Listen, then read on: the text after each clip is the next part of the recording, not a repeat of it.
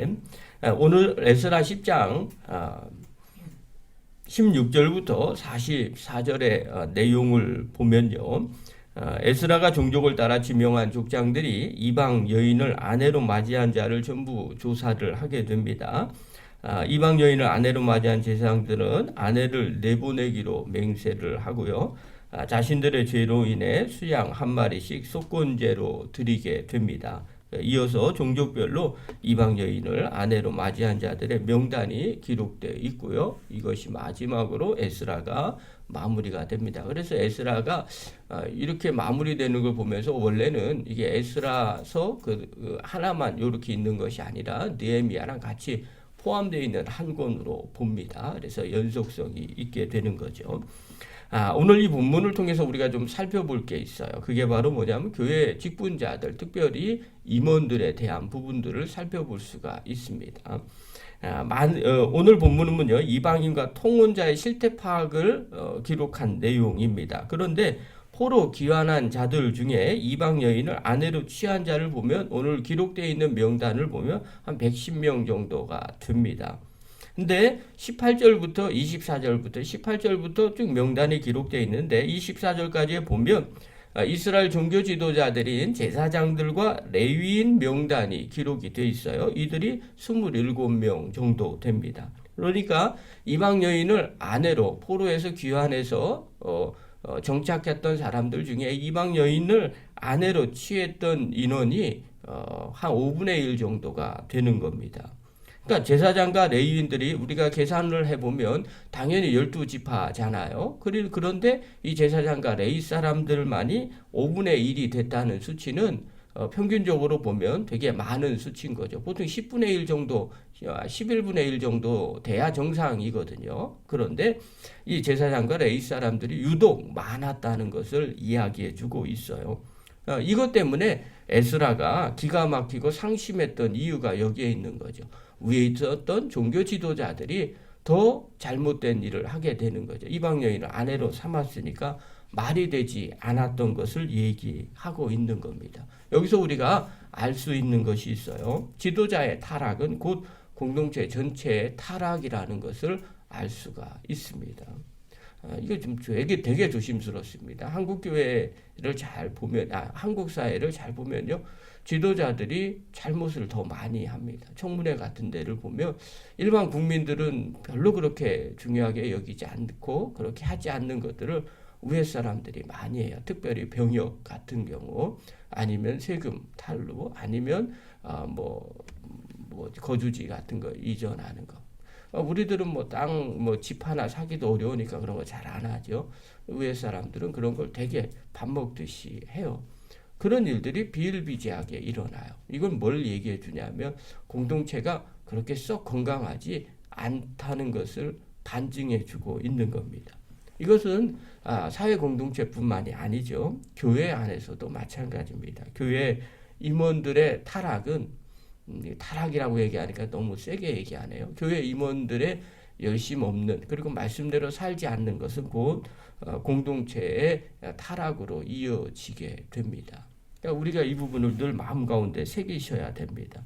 왜냐하면 앞에 가는 사람들이 잘못된 길로 가게 되면 그 뒤에 쫓아가는 사람들이 그 길을 보고 가기 때문에 그렇습니다. 그러니까 에스라가 보기에는 포로에서 이스라엘로 예루살렘으로 온 사람들은 그래도 말씀대로 살고 또 성전을 건축하고 또 하나님 나라를 다시 세우자라는 그런 생각을 갖고 왔던 사람들이었어요. 이들은요, 나름대로 지도자들급이었었어요. 그런데 그런 사람들이 그렇게 잘못된 일들을 앞장서고 행하는 모습들을 보면서 이스라엘이 신앙적으로 소망이 없는 것처럼 느껴졌기 때문에 그런 거죠. 그렇기 때문에 더 낙심하게 되는 겁니다. 어떤 분은 이런 이야기를 할 때가 있어요. 목사님, 사람 보고 신앙생활하는 게 아니지 않습니까? 하나님 보고 신앙생활하는 거 아니겠습니까? 이거 정답이거든요. 맞는 얘기입니다. 그러나 현실적으로 보면요, 사람과 함께하기 때문에 영향을 받기 때문에 그렇습니다. 그러니까 우리가 공동체 안에서 앞에 가는 사람들이 왜 본을 보여야 되냐면 그 사람들이 자기가 알게 모르게 그 공동체에 영향을 끼치기 때문에 그렇습니다. 그래서 앞에 쓴 사람들은요, 늘 조심하고 또 조심해야 됩니다. 제가 강의 하나를 들었어요. 근데 거기에서 목사님이 그런 이야기를 해요. 속해 강습회 때 특강을 하러 갔답니다. 그리고 속도원들이 교인들이 연합 속회를 드리더래요. 그래서 아마 이제 예배를 전부 다 모아놓고 예배를 드린 거죠. 연합 속회를 했는데 아마 옛날인 것 같아요. 헌금 바구니 대신에 쟁반을 돌리더라는 거예요. 옛날에 그랬었거든요. 쟁반을 돌리는데 새신자가 헌금 시간에 속회 헌금 시간에 헌금을 좀 많이 한 거예요. 쟁반을 돌리는데 큰 고액을 한 거겠죠. 옛날이니까. 뭐 1,000원짜리 하건 5,000원짜리 하건 10,000원짜리 하건 뭐 셋 중에 하나 하지 않겠어요? 근데 다른 사람들은 아마 다 1,000원씩을 했는데 그분은 이제 5,000원 아니면 10,000원 이렇게 한 거겠죠. 근데 속회가 다 끝났는데 교회 임원 되시는 권사님들 정도 되시겠죠. 그분이 조용히 그 새신자를 부르더라는 겁니다. 그러면서 이렇게 얘기하는 걸 들었대요. 우리 교회 속회원금은 그렇게 많이 하는 게 아니야. 이렇게 이야기를 하더라는 거예요. 그리고 잘 보라고 보고 그만큼만 내면 돼. 이렇게 말하더라는 거예요. 근데 그 강의 안에 내용 중에 목사님이 그렇게 이야기해요. 왜 그렇게 이야기를 하셨을까? 본을 보이라고 하는 걸까? 아니면 너만 그렇게 열심히 하면 우리가 뭐가 되니? 이렇게 해서 그렇게 이야기를 하는 걸까? 뭐 이런 이야기를 했어요. 제가 그 얘기를 들었는데 이제 웃었어요. 웃긴 하지만 또 한편으로는 충분히 그럴 수도 있겠다라는 생각이 드는 겁니다. 왜냐하면 앞에 가는 사람들을 본의 아니게 뒤에 있는 사람들은 쫓아가게 됩니다. 새신자들도 마찬가지고 교회에 오면 교회 믿음이 있는 사람들의 모습들을 살펴보기 때문에 그렇죠.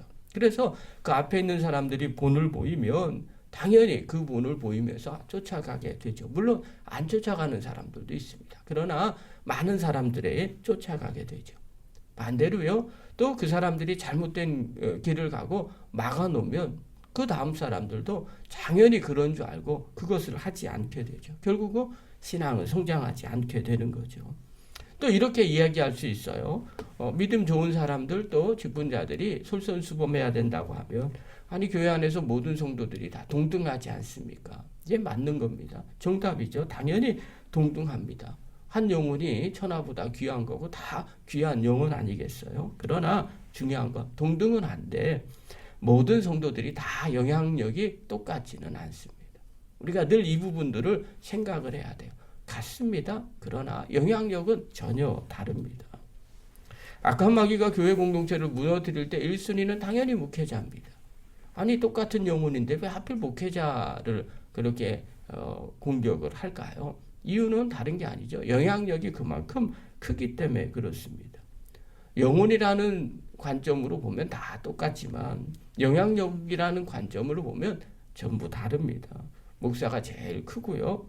그 다음에 장로님이 그 다음이고요. 그 다음 권사님이고요. 그 다음에 집사님 순이에요. 평신도들이 주일 예배 잘 안 하면 그럴 수 있어. 이렇게 생각을 합니다. 왜요? 아직 믿음이 없다고 생각하니까 그런 겁니다. 또 안 나온다고 다른 사람들이 영향을 받지 않습니다. 그러나 툭한 목사가 안 나온다고 생각해 보십시오. 주일날 예배 드려 왔는데 강대상이 없어요. 그럼 어떻게 될까요? 아마 제가 보기엔 그 교회는 그냥 문 닫을 거예요. 다 떠나갈 거예요. 왜냐하면 그만큼 영향력이 있기 때문에 그렇습니다. 제가 자주 들었던 얘기 중에 하나가 그거예요. 나 하나 안 하면 되는데 왜 자꾸 나 때문에 왜 그렇게 말합니까? 당신 때문에 교회가 나중에 어려워집니다. 왜 자꾸 그런 얘기를 합니까? 이런 이야기를 종종 들은 적이 있어요. 제가 왜 그런 이야기를 하느냐면요. 그 사람 하나의 문제가 아닙니다. 그게 하나가 본이 되는 거예요. 그 본이 되면 그 다음에 다른 사람들도 그 길을 가게 됩니다. 저는 문을 열어놓는다는 표현을 씁니다. 영적으로 이야기를 하면요.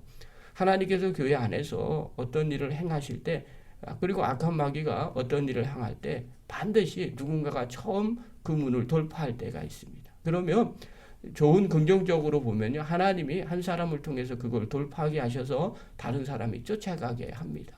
그래서 하나님의 일을 이루어 가시죠.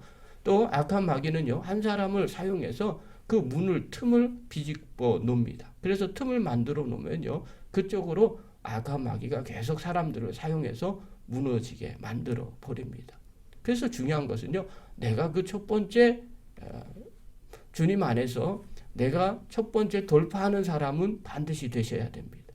그래야 은혜가 임하죠. 그러나 반대로요, 악한 마귀에게 사용되어서 첫 번째 틈을 만드는 사람이 돼서는 절대 안 된다는 겁니다. 그것이 한번 보여지기 시작하면요, 너도 나도 악한 마귀가 그 사람을 그쪽으로 끌고 가게 됩니다. 주일날 예배 빠지는 거 한번 틈 만들어 놓으면요, 그 다음에 모든 사람들이 다 그 길로 가게 됩니다. 기도 한번 안 하는 거요, 틈 만들어 놓으면 모든 사람들이 다 글로 들어가게 됩니다. 결국 무너지게 만드는 거죠. 그러니까 나 하나가 아닙니다. 내가 차지한 위치가 그만큼 중요합니다. 그래서 직분은요, 사실 쉽게 맡는 것이 아닙니다. 정말 사명을 갖고 맡으셔야 됩니다. 또 맡은 사람들은요, 죽도록 충성하셔야 됩니다. 본을 보이지 않으면요, 오히려 다른 사람들을 실족하게 만들기 때문에 그렇습니다.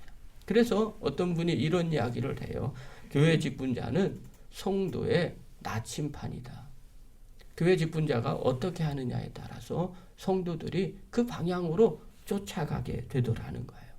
오늘 느헤미야가 탄식한 이유가 여기에 있고요. 또 포로로 귀환했던 사람들이 이방 여인을 아내로 맞이한 것을 느헤미야가 그렇게 통곡하며 하나님 앞에 기도하고 이들이 이것을 바꾸려고 하는 이유가 바로 여기에 있었던 거죠. 본을 보일 사람들이 본을 보이지 않으면 그 공동체는 무너지기 때문에 그렇습니다. 그러므로 사랑하는 성도 여러분, 또 영상을 보는 귀한 성도 여러분, 힘들어도 본을 보이시기를 바랍니다. 직분자일수록 더 조심하시기 바랍니다. 집사님은 성도님들보다 더 조심하시고요.